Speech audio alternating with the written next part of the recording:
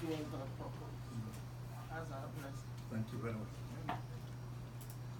Thank you, sir. Your Excellency, you cannot leave with us alone.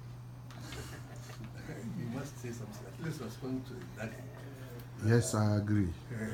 So the motion is carried. Carried. Thank you, sir. Permission, sir. Permission, sir. Let me step aside, sir.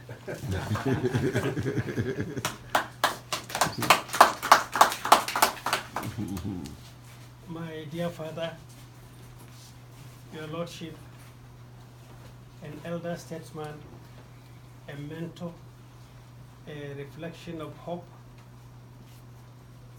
a rare gentleman, an international anchor point of hope for humanity, Chief Justice Karibi Whyte, our chief host, our chairman, Chief Sam, our dear elder, His Excellency Alhaji Mohammed Ahmed Bissau, Your Excellencies, distinguished senior sons of this country that accompanied us here, members of the entourage, our brothers that warmly received us on arrival to River State, ladies and gentlemen. First of all, I am indeed overwhelmed to be here at home with my father. Today, Saturday the 14th, if I'm right? The 13th. The 13th, I'm running faster. The 13th of May. First of all, I am actually short of words. At any time I see you, one thing comes to mind. The labor, the projections, the services rendered, that is unequal, and the sweat day and night in looking into history and laws that led the political rail leading into the constitution that we had in 1999. Many people are not aware of the amount of work done, amount of services rendered, researches that took you to many parts of the world, consultations with so many legal luminaries at home and abroad, getting the documents together with that vision and wisdom that is to lay Nigeria and to allow democracy to be deeply rooted within the shortest time possible. A realistic document that is to guide the generation then and generations yet to come. A services that was rendered selflessly for all generations and for all parts of the country, for all religions, for all tribes. Very rare indeed. The Constitution of the Federation 1999 was your handwork, your vision. In 1998, we saw the attempt of some misinformed group that came to alter some certain aspect of it for personal interest because they saw it as an obstacle. This is a constitution that was to lead Nigeria to earn her greatness, earn her rightful position. But greed informed the alteration to allow greed set in. As it is clearly, 1999 came and then the journey took off. But definitely the handwork or the services being rendered into the Constitution by our National Assembly is a living testimony to say that those alterations will definitely come back if Nigeria must be. And this was a job you have done much earlier than then.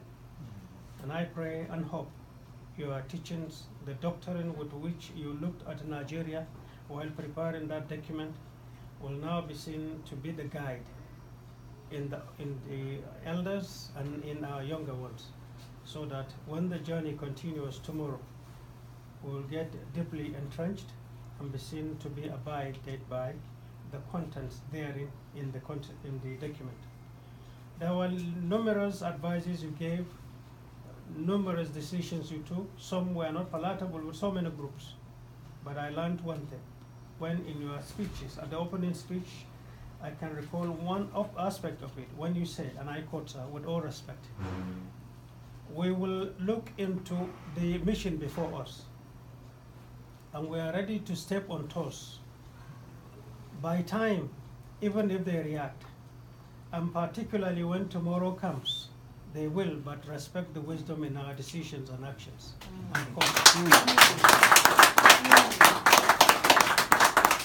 I held that speech with all respect, sir. You look into the size of that crowd. You look into the faces of former presidents who were available. You look into the eyes of the sitting president at that time. This constitution that I will chair will do its own role, unhindered and without disturbance or interjections by any force. And by that you mean you are to be independent, looking at Nigeria and not looking at the authority that convene the citizens. This, sir, tells us a lot, sir. The qualities of a justice, the qualities of a patriot, the qualities of a father, the qualities of a leader, the qualities of a reliable, of a dependable statesman. This was the chair that brought the document that is led in Nigeria today. Aside the alteration it has had, Nigeria would have had democracy much more deeply entrenched than it is. Meaning, a platform that you thought of, and here, if you permit me, sir, I will also say one sentence out of that speech.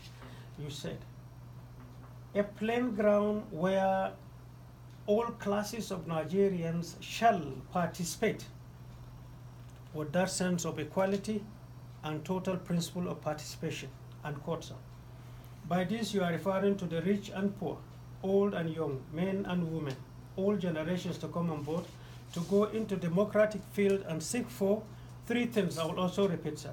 And I'm quoting from what you said that day, sir. I'm sorry.